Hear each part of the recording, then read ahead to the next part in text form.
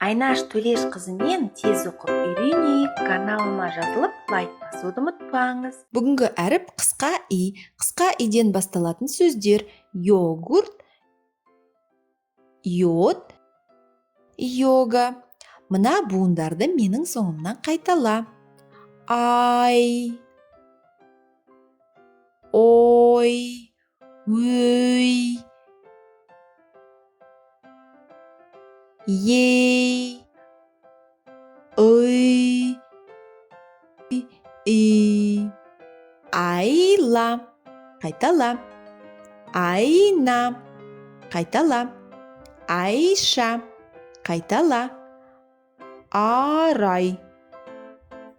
Сөздік қорды дамыту айдары: ете йод пен йогурт сатып алды. Келесі сабақта кездескенше лайк басып, каналыма жазылуды ұмытпа.